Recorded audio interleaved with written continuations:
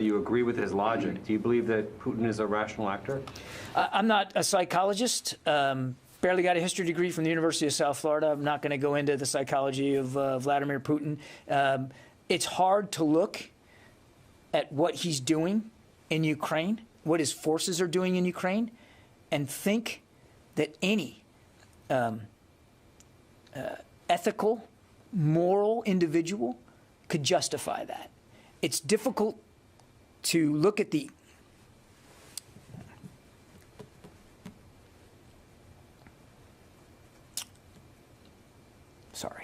It's difficult to look at some of the images and imagine that any well-thinking,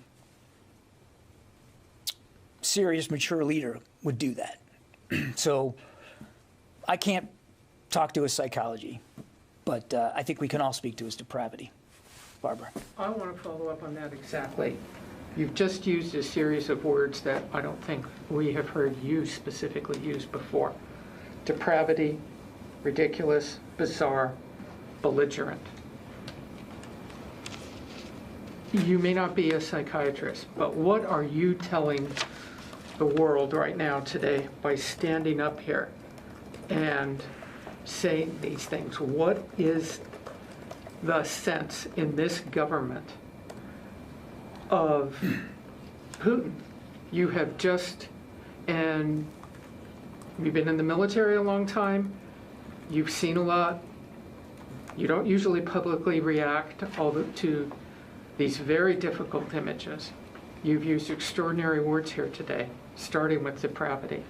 What does this government think Vladimir Putin's mental state is, physical state, psychological state? Something's leading you today to use these series of words. I can't speak for the entire U.S. government. I speak for the Defense Department, and I didn't mean to get emotional. I apologize for that. I don't want to make this about me, but I've been around the military a long, long time, and I've known friends who didn't make it back. It's just hard. It's hard for all of you, particularly you. You all have people there who are seeing this and bringing these images back. It's just difficult to look at that, and it's hard to square his, let's just call it what it is, his BS. That this is about Nazism in Ukraine, and it's about protecting Russians in Ukraine, and it's about defending Russian national interests when none of them were threatened by Ukraine. It's hard to square that rhetoric by what he's actually doing inside Ukraine to innocent people, shot in the back of the head, hands tied behind their backs, women, pregnant women being killed, hospitals being bombed. I mean, it's just unconscionable, and I don't know. I don't have the mental capacity to understand how you connect those two things. It's just beyond me. But I'm just a spokesman, Barb. I'm not qualified to make an assessment one way or the other, and I do apologize for injecting my personal perspective here. We anticipate you are very professional on this podium and nothing else. But can you tell us, can you just peel one layer back, if possible? The U.S. government, the military intelligence, always has assessments on foreign leaders. This is a known fact. Is there anything you can tell us that you might be able to share to help people understand what is Putin's state of mind? I think, look, again, not a psychological expert. I'm not going to get into individual intelligence assessments. I think we're certainly working under an assumption that Mr. Putin was capable of pursuing what he believed Russia's national interest to be with cold steel and with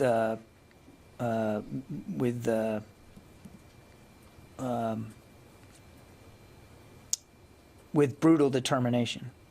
I think we all understood that. I don't think we fully appreciated the degree to which he would visit that kind of violence and cruelty and, as I said, depravity on innocent people, on non-combatants, on civilians, with such utter disregard for the lives he was taking, the lives he was flinging into refuge. I mean, there's not even an attempt by Russia to be precise in their targeting. Even if you could find your way to getting to rationalize what he's doing, which is of course unacceptable. But let's just say hypothetically, you could get yourself to a point where you believed this war was justified. You can't look at the way he's prosecuting it, and his forces are prosecuting it, and come to a conclusion that he's doing it in a justified manner. It's brutality of the coldest and most depraved sort, and I don't know that I could do it any better than that. John, are we? Barb, I'm not qualified at this podium to talk about those kinds of things. I think we as an administration we have made clear that this war is not about regime change. This is about helping Ukraine defend itself. Jen.